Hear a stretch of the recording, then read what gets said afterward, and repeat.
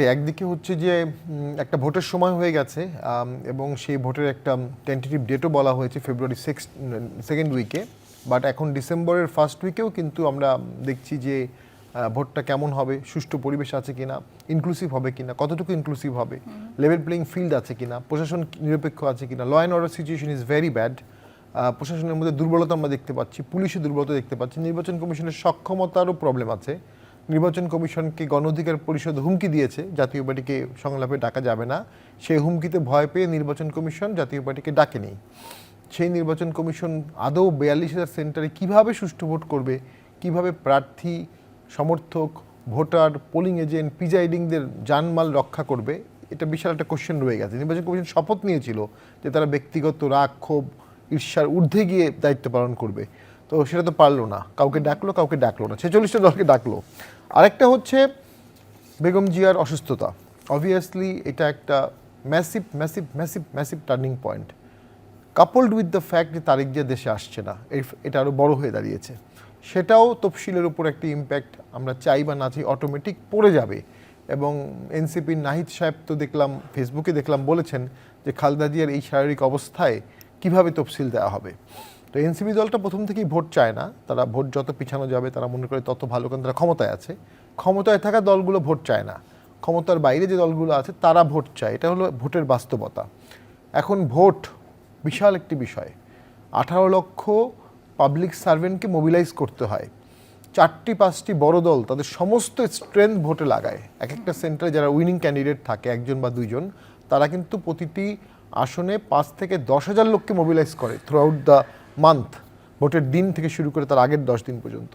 তাহলে এই বিপুল পরিমাণ আসনের 1 কোটি লোক এঙ্গেজ থাকে ভোটে, একটা বিশাল ভাইব্রেশন সৃষ্টি হয়। সেই ভাইব্রেশনের পূর্বাভাস তো দেখছি না। আরেকটি সমস্যা তো আছেই, সেটি হচ্ছে একটি বড় দল আওয়ামী লীগকে ব্যান করা হয়েছে। তারা কি রিয়্যাক্ট করবে? তারা কি চুপচাপ ভোটটা দেখবে, ওয়েট করবে প্রপার টাইমের জন্য বা একটা সফট গভর্নমেন্টের জন্য যা তাদেরকে অ্যালাউ করবে, নাকি তারা ভোটটা প্রতিহত করবে? আমাদের 14 সালের সর্বশেষ একতরফা ভোটের নজির যদি আমরা দেখি, এর আগেও একতরফা হয়েছে, পরেও হয়েছে, 14 সালের এক্সাম্পল যদি আমরা দেখি, যারা ভোটে বাদ গিয়েছে, 14 সালে কিন্তু কাউকে বাদ দেওয়া হয়নি। 14 সালে কেয়ারটেকার গভর্নমেন্ট বাদ দেওয়া হয়েছিল। কেয়ারটেকার গভর্নমেন্ট বাদ দেওয়ার কারণে স্বাভাবিকভাবেই যৌক্তিক কারণে বিএনপি জামাত ভোটে অংশগ্রহণ করেনি, জাতীয় পার্টিরও একটা বড় অংশ করেনি 14 সালে, এবং ভোটটা প্রতিহত করার ব্যাপক চেষ্টা হয়েছে এবং ভোট কাস্টিং খুব কম হয়েছে। খুব ন্যাক্কারজনক ভোট 14 সালের 154 জন আনকন্টেস্টেড হয়েছে। এখন সামনে কতটা বাধা আওয়ামী লীগ সৃষ্টি করতে পারবে বা করবে, এটা খুব সহজ কাজ। আপনি একটা গাছ কাটলেও একটা সেন্টারে বাধা হয়ে যায়, একটা ককটেল ফুটালেও সেন্টারে বাধা হয়ে যায়। তো সেই জন্য একটা রাজনৈতিক সমঝোতার দরকার। বাংলাদেশে 111-এর পরে, 111-এ কিন্তু দুটি দলের সমস্ত বড় বড় নেতাই টর্চার হয়েছে, অনেস্টরাও হয়েছে, দুর্নীতিবাজরাও হয়েছে, করাপ্টরাও হয়েছে, এবং তারপরে ভোটের আগে কিন্তু একটা সমঝোতা হয়েছে, সকলে মিলে ভোটে অংশগ্রহণ করবে, এবং সকলে মিলে ভোটে অংশগ্রহণ করেছে। প্রশাসন, পুলিশ, সেনাবাহিনী ভোটটাকে সুন্দরভাবে করতে পেরেছে। রাজনৈতিক সমঝোতা না হলে পুলিশ এবং আর্মি মিলে সুষ্ঠু ভোট করতে পারবে না। কেন করবে? ওখানে মারামারি হবে, সেখানে আর্মি কোন পক্ষ নেবে, কেন পক্ষ নেবে? কিং কর্তব্য বিমূল হয়ে থাকার সম্ভাবনা আছে। এবং যেভাবে গত 6 মাসে পুলিশ এবং আর্মিকে ডিমোরালাইজ করা হয়েছে, ডিফেম করা হয়েছে, অপদস্থ করা হয়েছে, ইউনিফর্মে টাচ করা হয়েছে, গালি দেওয়া হয়েছে, ইয়াংরাই দিয়েছে, এটা খুব দুঃখজনক। তাতে তারা একটা ভোটে খুব উইলিংলি, শান্তিপূর্ণ ভোটের ব্যাপারে যে তাদের ব্যাপক উৎসাহ থাকবে বা অংশগ্রহণ থাকবে, যদিও সেটা তাদের দায়িত্ব, বাট আমার কাছে মনে হচ্ছে স্পন্টেনিয়াস একটা অ্যাপ্রোচ নাও থাকতে পারে। তো এই সব কিছু মিলিয়ে, লাস্ট পয়েন্ট, এর সাথে যুক্ত হয়েছে গণভোট।